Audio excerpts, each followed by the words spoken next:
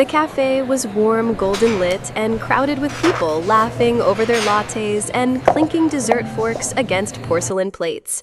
But Emily Carter didn't hear any of it. She was focused only on one thing: the man she was about to marry in 16 days.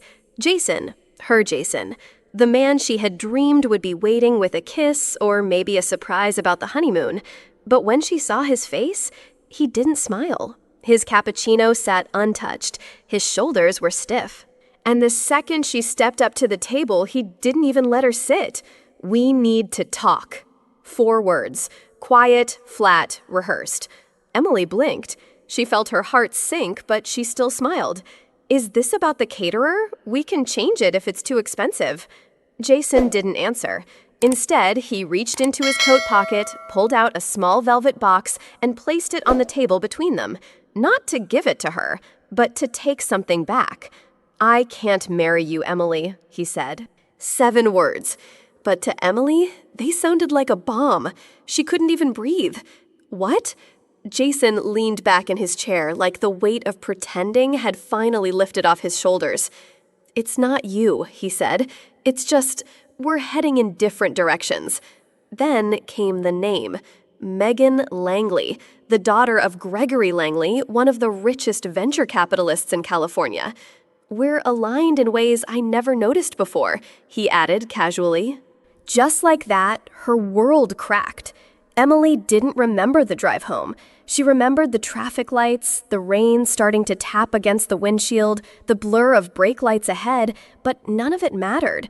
Her body moved, but her heart was frozen. She thought maybe Jason had panicked. Maybe he'd come home and realized what he lost. Maybe the apartment would still be there untouched, still theirs. But when she opened the door, it wasn't just quiet. It was empty. The walls were bare. Her books were gone. The framed photo of them at Yosemite, gone. The coffee mugs she collected, the scented candles, the shelf she built from scratch, all of it gone. Only 3 suitcases sat neatly by the entrance, each one labeled in cursive handwriting she recognized instantly. Not Jason's, his mother's. Toiletries, clothes, books. As if she were being returned like a shipment someone changed their mind about. Emily sank to her knees. There was no note, no message, no closure, just the sterile smell of lemon cleaner and the dull hum of a refrigerator that no longer felt like hers. She checked her phone. No texts, no calls. Then her banking app. Balance, $92.43. She had emptied her savings for the wedding deposit last week.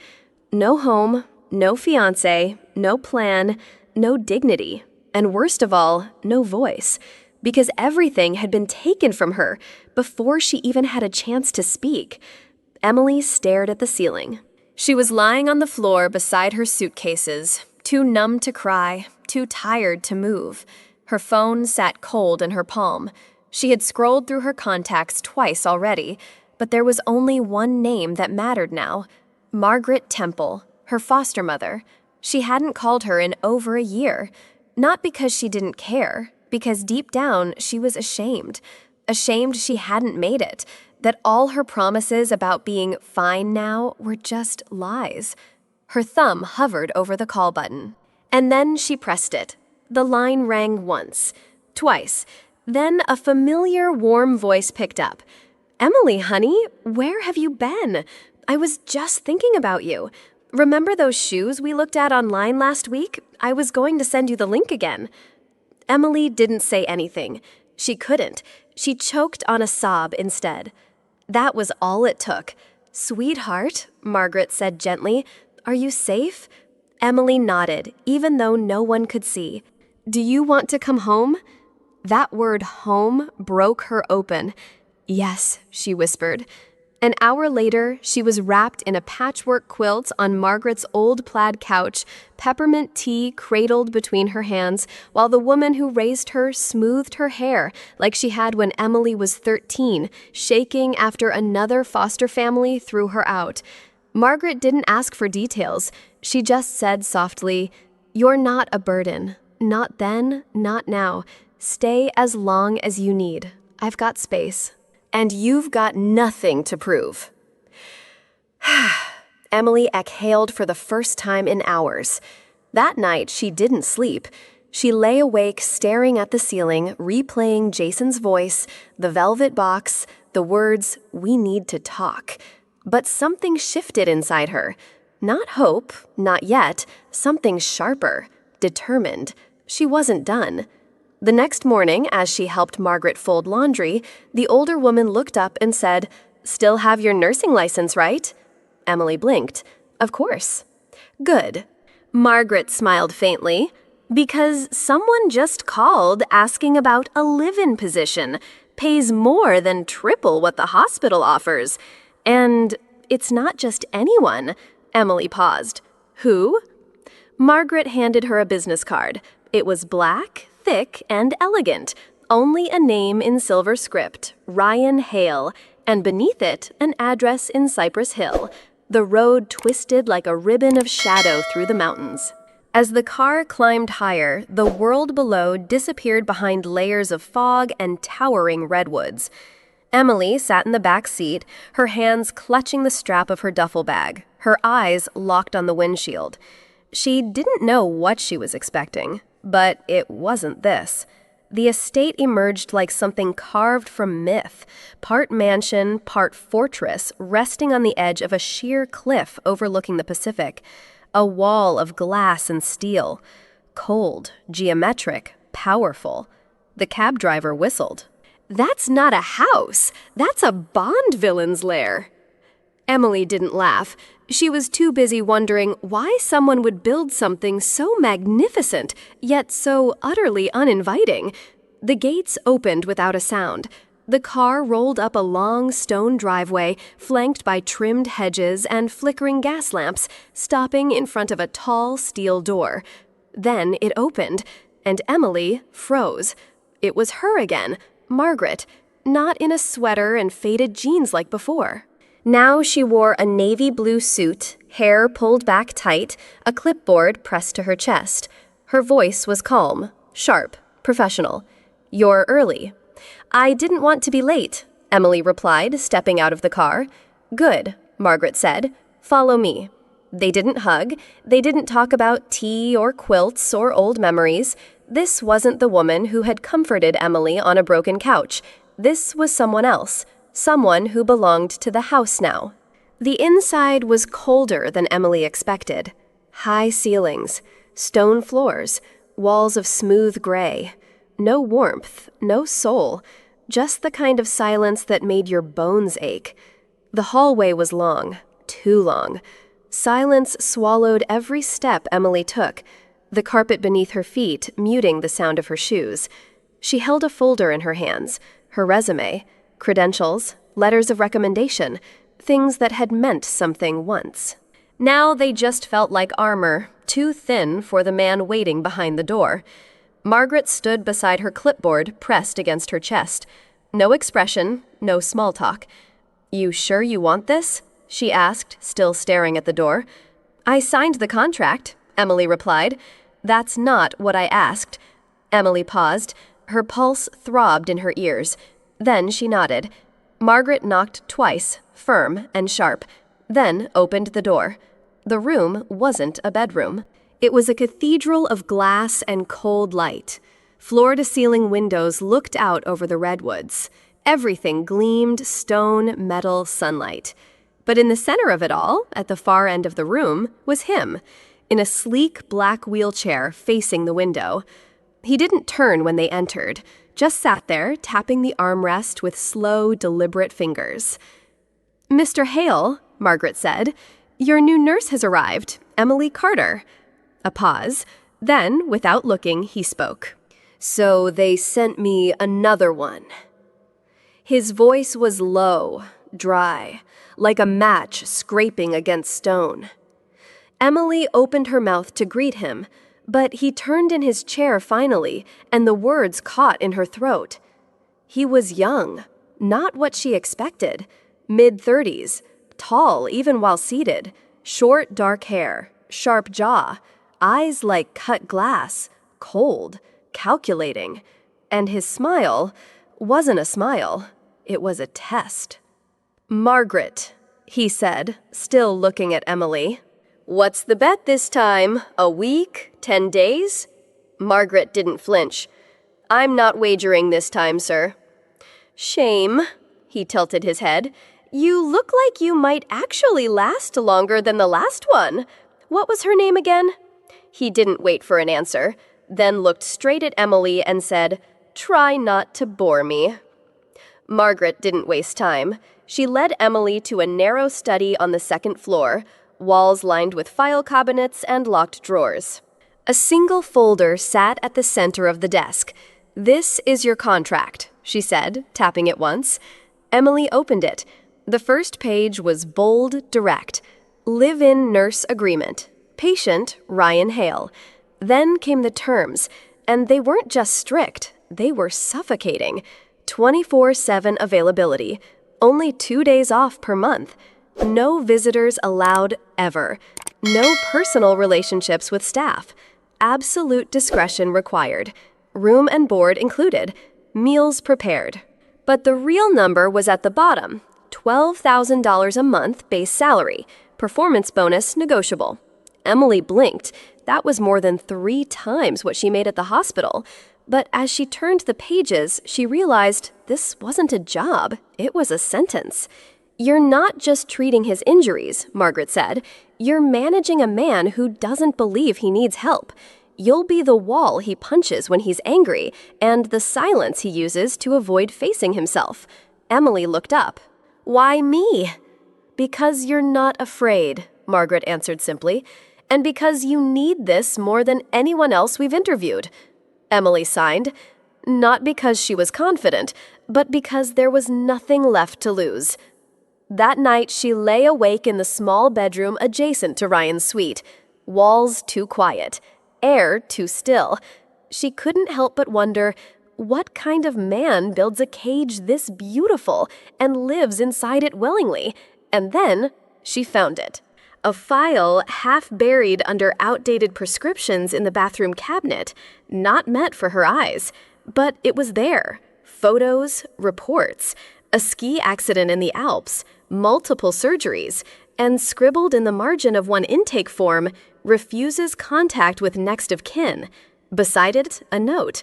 Patient believes betrayal caused the accident, will not elaborate. Emily sat frozen on the floor. Ryan Hale wasn't just broken, he was betrayed. And whatever shattered him was still haunting these halls. The wind had been howling since midnight. It rattled the glass panels in Emily's bedroom like some restless spirit pacing just beyond the walls. She couldn't sleep, not with the weight of the house pressing in on her like stone. She got up, padded softly through the hallway, sweater wrapped tight around her. The air was colder here, the kind of cold that didn't come from temperature, but memory. And then she saw it. A soft glow under the door of the West Wing gym. Ryan never used that room. Not without someone present. Not at this hour. Something twisted in her gut. She walked closer, quietly. Then she peeked through the cracked door, and her breath caught. Ryan was standing. Not fully, not freely, but gripping the parallel bars, arms trembling, back slick with sweat. His legs rigid and shaking, strained against gravity. Each step was a battle, every movement pain, but he kept going. One step, then another, his jaw clenched, eyes narrowed, a silent war fought between muscle and will. He didn't see her, not at first. Emily watched frozen, not with fear, but with awe. The man everyone assumed had given up was still fighting, alone, in the dark, refusing to let the world see. And then the door creaked. Ryan turned, his face twisted from focus to fury. "What the hell are you doing?" he snapped. Ryan's hands clenched tighter around the parallel bars. His chest rose and fell in angry, labored breaths. The veins in his neck stood out like wires pulled taut. "I said, get out." His voice was sharper now, a command, a wall. Emily didn't move. "I heard something," she said, her tone calm. "I thought maybe someone was hurt." "You were snooping." No, I was worried. I don't need your concern. Clearly, she replied, still not moving. You'd rather fall alone in the dark than be seen trying. That hit hard. Ryan's eyes narrowed. You don't get it. Then explain it to me. He paused, just long enough for the silence to turn dangerous. Then, because if they see progress, he looked away. They expect miracles. His words landed like broken glass. And when those miracles don't come, he continued, they start looking at you like a failure, like you're not trying hard enough, like your body's the problem, like you're the problem. Emily's throat tightened because she understood that too well. You're afraid, she said softly, not of walking, not of pain, but of hope. Ryan stared at her, rage still simmering, but something else flickering behind it. She stepped closer, slow and steady, not intruding, inviting. Hope betrayed you once, she said, so now you treat it like an enemy. Silence. For a full 10 seconds, Ryan didn't speak, didn't move. Then he let go of the bars, lowered himself back into the chair, breathing hard. He didn't yell, he didn't argue. He just said, "You don't know what you're asking for." Emily didn't blink. She didn't retreat. She simply stood there steady, quiet. Ryan sat in his chair, chest still heaving, jaw tight. The anger hadn't vanished, but it had shifted. What filled the room now wasn't rage. It was silence, and under that silence, a choice. Emily took a breath. "I'm not going to tell anyone." Ryan didn't answer. "But if you let me help you, really help you, we don't have to call it anything. No pity, no cheering, just two people working towards something better."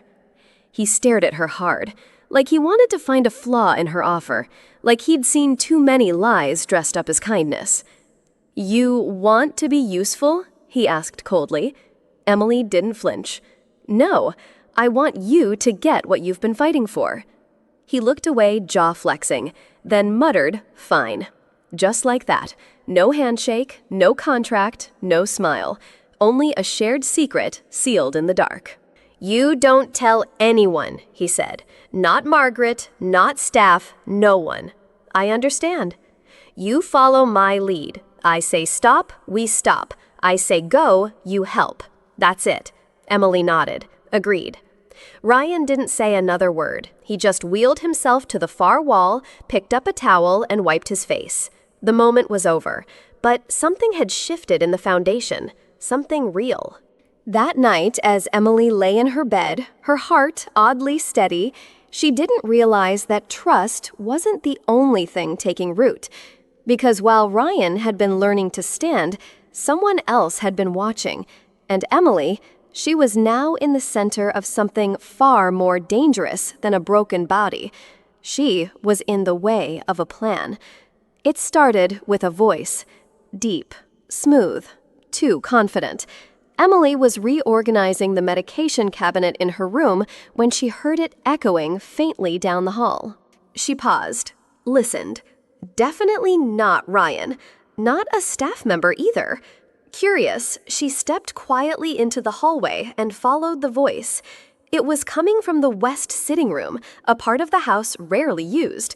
She peeked around the corner, and there he was, a man in his early 40s lounging casually on the leather couch like he owned the place.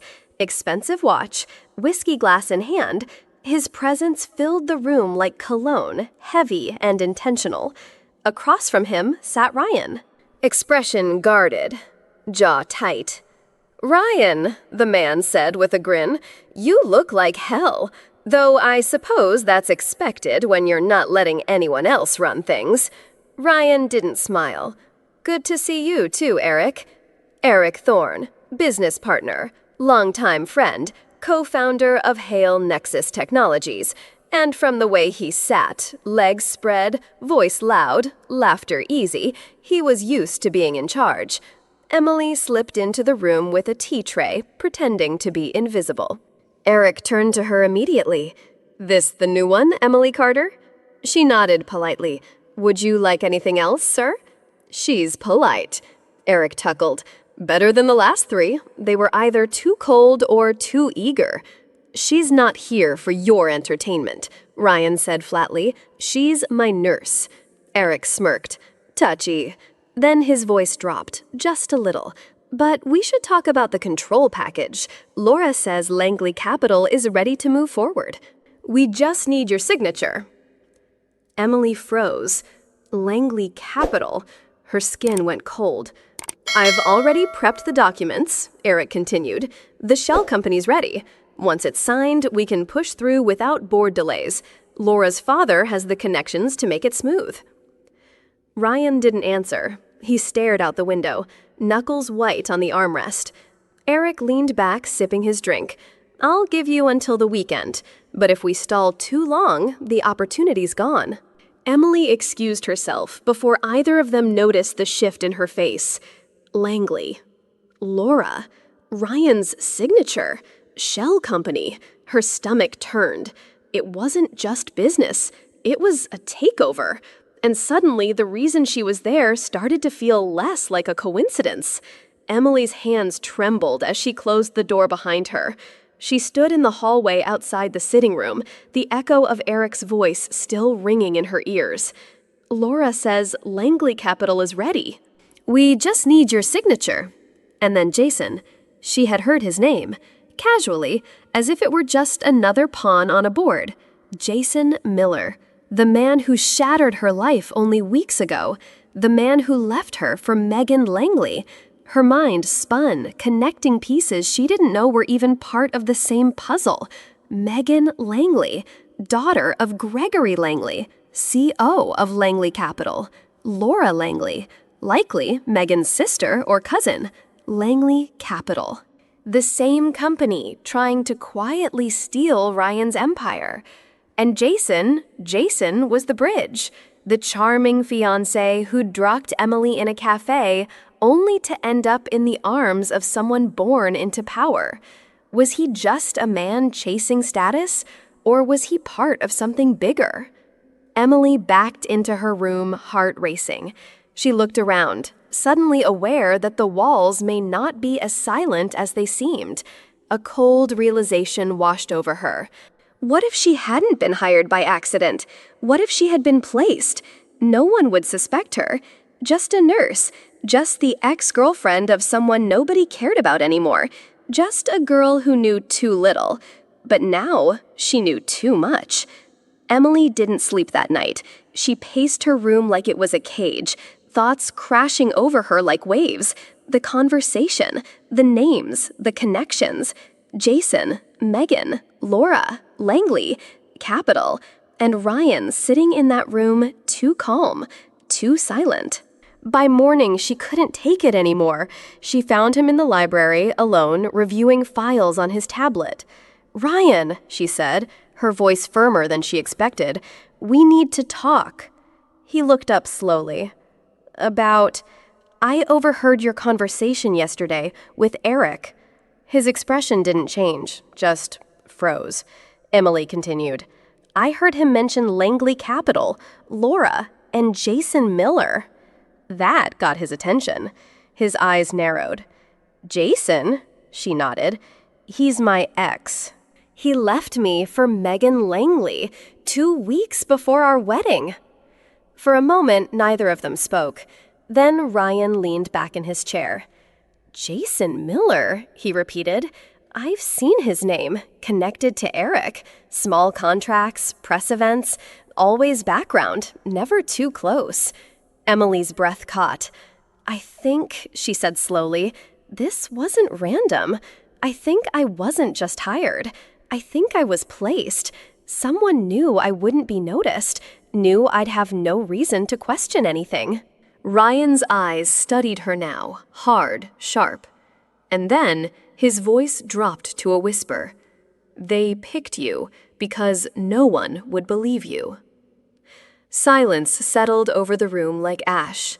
Emily stared at him, and something inside her clicked. All this time, she thought she'd fallen into this mess, but she hadn't. She'd been positioned, And now, she was the piece that could expose it all. Ryan didn't speak for a long time. After that conversation in the library, he sat in silence, fingers tapping the edge of his chair, his eyes unreadable. Then, finally, "Come with me." He led Emily into his private office, a room she'd never been allowed into before. It wasn't modern or cold like the rest of the house. This one had history. Dark wood walls, bookshelves lined with binders and hard drives. A massive desk stood at the center like a battlefield command post. Ryan wheeled behind it and unlocked the bottom drawer. Then he pulled out a thick black folder, dropped it on the desk, and opened it. "Eric used to be my best friend," he said quietly. "He was with me before the company had a name." Emily stayed silent. Ryan turned pages. Emails, contracts, meeting notes, all with Eric Thorne's name woven through them. "At first, I thought he was helping," Ryan continued. "When I was in the hospital after the accident, he stepped up, handled investors, smiled for the cameras, said the right things." He paused, looked at her. "But while I was trying to learn how to move my fingers again, he was creating shadow companies." Emily leaned in.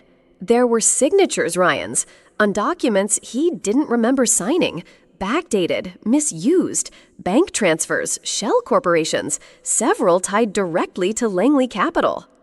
"Langley needs what I built," Ryan said, "but they don't want me in the picture. I'm a liability. I'm unpredictable." Emily looked at the evidence. "This is enough for a case." Ryan nodded. "Not yet, but we're getting close." He pulled open another drawer, revealing a fireproof safe. Inside, USB drives, a second phone, printed call logs. "Every person I trusted, every one of them had a price," Ryan muttered. "Even Eric." He looked up. "But not you. You walked in with nothing, and somehow became the only person I can plan this with." Emily didn't speak, but in that moment, she stopped being his nurse and became something else entirely. The training began just before dawn. No music, no cheering, just the sound of breath, pain, and progress. Emily stood behind Ryan as he gripped the parallel bars, his knuckles white, his body trembling. One foot, then the next. His face twisted in pain, but not weakness. It was defiance. He fell. Once, twice, 3 times. And every time, Emily helped him up. No pity, no judgment, only quiet resolve. They said almost nothing during these sessions. Words were useless. What mattered was effort. When the sun rose behind the Cypress Hill cliffs, Ryan would collapse onto the floor, drenched in sweat, breathing like a man fighting his own body. Emily would kneel beside him, handing him water, whispering, "You're further than yesterday." And every day he was. She taped his knees, she iced his back, she helped him hide every bruise from the house staff. But more than anything, she was there. Not because she had to, because she believed in what came next. Between the grunts and stretches, they began rehearsing the moment, the boardroom, the timing, the walk, the silence before he entered, the sound of his first step. They didn't call it a performance, but they knew when that day came, it would be the greatest performance of their lives, and failure, not an option. The night before the board meeting, the mansion felt colder than usual. Ryan sat alone in the study, facing the fireplace. No flames, just silence. Emily stood by the door, unsure if she should speak. After a long pause, he said only one sentence. "Tomorrow, I either walk out winning or not walk out at all." It wasn't drama, it was certainty. Everything, his company, his legacy, his name, would come down to one walk, one moment. That night, Emily couldn't sleep. She checked the backup documents. Again and again. She reviewed the evidence chain, the time codes, the folders. Everything had to be flawless. By 5 a.m., she'd packed everything into a black briefcase. Ryan was already awake, dressed in a tailored suit. No wheelchair in sight, only a cane, and eyes that no longer feared the boardroom. They drove to the city in silence. But just before they reached the high-rise building, Emily's phone buzzed. A message. A name. She stared at the screen like it slapped her. Jason Miller, confirmed attendee, Langley Capital guest.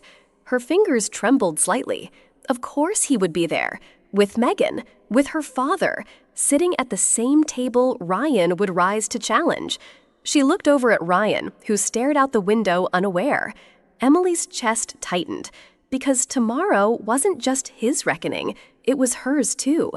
The boardroom was full, 12 chairs, polished wood. Crystal water bottles lined up like soldiers. Men in tailored suits, women in power heels. Laughter that wasn't real. At the head of the room sat Eric Thorne, confident, relaxed.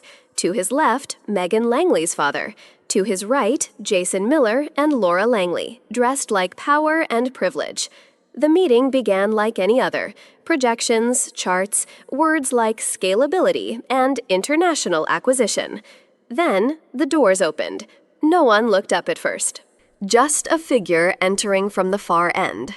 Slow, deliberate. A black cane tapped against the marble. Tap, step, tap, step. Eyes began to lift. Brows furrowed. Whispers replaced presentations. And then, Ryan Hale walked into the light. His posture wasn't perfect, but his gaze burned, straight ahead, like a king returning from exile. Eric stood up so fast his chair slammed backward. Megan's father narrowed his eyes. Laura gasped. But Jason froze. Like a man who'd just seen a ghost wearing the face of his own failure, Ryan walked to the center. No greeting. No permission. He dropped a folder on the table, hard, then looked at every single person in that room and said quietly, "I never left. You just counted me out too soon." And the room went dead silent. Ryan didn't yell. He didn't have to. He opened the folder, and the silence cracked like ice underfoot. Page 1. A wire transfer. $6.4 million from Langley Capital. Labeled Consulting Fee. Recipient Eric Thorne. Page 2. A signed draft agreement transferring 49% of Hale Nexus shares with forged initials, Ryan's initials. Page 3. An internal email chain. Eric telling Langley's assistant, Ryan won't even see it coming. He thinks he's still recovering. The board members gasped. One choked on his coffee. Eric reached forward. "Now wait a second." Ryan cut in, voice like cold steel. "No, you wait. You waited for me to die in a wheelchair." But I stood up. He flipped the final page. Security footage. Timestamped. Eric meeting with Langley reps in private days before the proposed vote. Jason's jaw locked. Laura leaned back, arms crossed, tight lips curled like venom. "You think you're untouchable?" she hissed. Ryan turned to her, calm. "No, but I know who I am, and I know what you tried to do." He looked straight at Jason, and Jason couldn't even hold his gaze. The room was no longer silent. It was thunderous, with raised voices, frantic questions, and heads turning like dominoes falling. But Ryan didn't flinch. He stood steady, even when Eric pleaded, cursed, threatened. The board called a vote, each member, one by one. The result? Unanimous. Eric Thorne terminated immediately. The forged agreements null and void. Control of Hale Nexus restored to Ryan Hale. Eric tried to speak again, but security was already behind him. He was escorted out without ceremony, without applause, without power. Jason and Laura followed defeated shadows of the people who walked in so proud. Ryan didn't smile at them. Instead, he looked at the board, then turned to the room and said, "This company was built on vision. But what brought me back wasn't ambition. It was a promise." He paused, turned slowly, and looked directly at Emily. "She's the reason I'm standing here, not because she believed in me, but because she didn't let me forget how to believe in myself. The room was silent again, but this time it was reverence. Then Ryan did something he hadn't done in years. He smiled, not at his victory, but at the man he had become. The mansion didn't change overnight, but something in the air had. It was in the way sunlight began spilling through the tall windows, unapologetic, warm, steady. The gardens, once neglected, began to bloom again, not because a gardener came, but because Emily started watering them one pot at a time. She laughed more now. The kind of laughter that starts low in the chest, surprises even her, then stays in the room like a melody you hum when no one's watching. Ryan cooked once. The toast caught fire. The eggs stuck to the pan, but he served them anyway with a proud grin and a kitchen towel over his shoulder. Emily ate every bite. He still walked with a cane, but now he only used it when she wasn't looking. No declarations, no I love you speeches, just small things. A hand brushing hers, a jacket draped over her shoulders, a moment held longer than necessary by the garden gate. This wasn't the love Emily imagined at 25. It was the love she needed at 32. And in this house, where once there was silence, now there was music. It wasn't a grand announcement, no rose petals, no music. Just Ryan standing by the fireplace, a folded document in one hand and a small velvet box in the other. Emily walked in from the garden, dirt still on her palms. "What's this?" she asked, tilting her head. Ryan handed her the document first. It was a trust, named after her, not because she asked, not because she needed it, because he wanted her name on something permanent. "It's not a gift," he said. "It's a vote of confidence for everything you've done and everything you are." Then he opened the box. Inside, a sapphire ring. Small, simple, but it caught the light the same way her eyes did when she smiled. "I'm not asking you for a yes," Ryan said, voice low. "I'm asking if you'd keep walking beside me, however long we've got." Emily didn't cry, not this time. She just stepped forward, took the box, and whispered, "I'm not saying yes, but I'm not saying no." He didn't need the wheelchair anymore, not even the cane. Ryan walked on his own, not perfectly, but with purpose. Every step was his. Emily's new clinic opened quietly, tucked between a bookstore and a coffee shop. No press, no ribbon cutting, just a wooden sign, Carter Wellness, care with heart. She worked long hours, listened, healed, grew something of her own. One morning, a message popped up on her phone. "Jason, hey, been thinking about you. Just wanted to see how you're doing." She stared at it. No anger, no regret. Just a soft smile. Then, delete, block, done. She looked outside. Ryan was waiting by the car keys in hand, laughing at a dog that stole his newspaper. Emily stepped out, closed the door behind her, and didn't look back. Sometimes life breaks us, not to destroy us, but to reassemble us into someone stronger. Emily's story isn't just about betrayal or wealth or second chances. It's about finding yourself after being erased, about standing up when no one believes in you, about healing, not through revenge, but through purpose. Whether it's love, career, or family, you don't need a perfect ending. You need a beginning that's yours. And when you walk away from the people who thought they could shatter you, do it with silence, with grace, and with your head held high. Because healing is the loudest thing you'll ever do quietly. If this story stirred something in you, if you've ever been knocked down, overlooked, or underestimated, then this channel is for you. Subscribe now to Whispers of Life, where real stories remind you you're not alone, you're not done, and your next chapter might just be the best one yet. Tap that button.